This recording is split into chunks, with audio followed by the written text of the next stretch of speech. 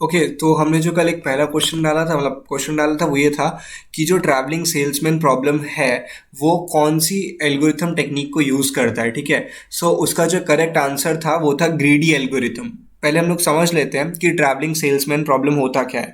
तो basically, given a list of city and the distance between each pair of city, what is the shortest possible route that visit each city exactly once and return to the original origin city.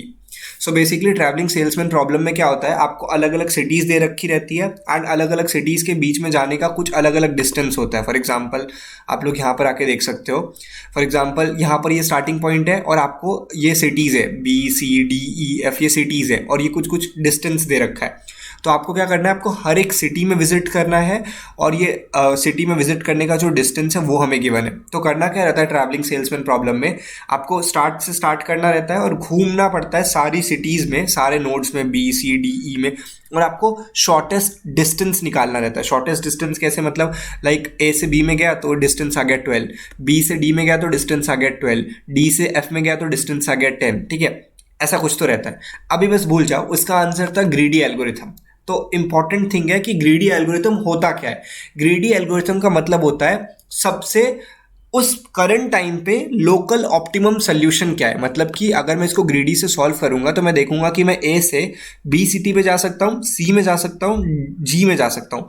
मैं कहाँ पे जाऊंगा, मैं देखूंगा कि ये distance 12 है, ये डिस्टेंस 10 है, ये डिस्टेंस 12 है, तो मैं A से C की तरफ जाऊंगा क्योंकि डिस्टेंस कम है। यानी कि उस करंट मूवमेंट पे मेरे लिए बेस्ट क्या रहेगा, मैं उस चीज को चूज करता हूं। मैं ग्रीडी बनता हूं, मैं लालची बनता हूं। उस पर्टिकुलर करंट टाइम पे सबसे ऑप्टिमल सोल्यूशन क्या है, मैं उस चीज को चूज करूंगा। फॉर एग्जांपल, अगर मैं बोलता हूं आपको 18 रुपए बनाने हैं, आपके पास 5 का सिक्का है, 2 का सिक्का है और आपके पास 1 का सिक्का है, तो आप क्या करोगे।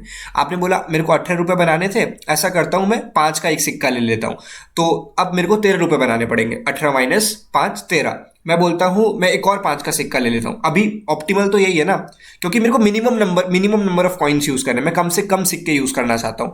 तो 13 माइनस 5, अभी 8 रुपए बनाने हैं। मैं बोलता हूं कि एक और मैं 5 का कॉइन यूज कर सकता हूं।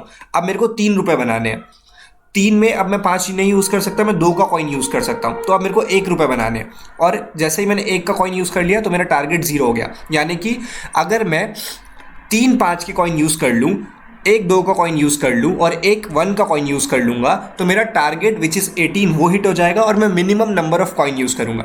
अब समझो, बेसिकली ट्रैवलिंग सेल्समैन एक प्रॉब्लम है। जब आप आगे एल्गोरिथम वगैरह पढ़ोगे तब वो चीज़ आपको समझ में आएगी, लेकिन वो ग्रीडी एल्गोरिथम का यूज़ करता है। ग्रीडी एल्गोरिथम का मतलब क्या होता है, बस इतना सा समझना मेन मोटिव था इस क्वेश्चन के पीछे, कि लोकल ऑप्टिमल सोल्यूशन, यानी कि उस करंट मूवमेंट पे बेस्ट सोल्यूशन क्या है मेरे लिए, मैं उस चीज़ को चूज करूंगा। फॉर एग्जाम्पल, यहाँ A से C जाना बेस्ट सोल्यूशन था मेरे लिए उस टाइम पे क्योंकि डिस्टेंस कम था। That is called as greedy approach या ग्रीडी एल्गोरिथम। उसका करेक्ट आंसर था ग्रीडी एल्गोरिथम।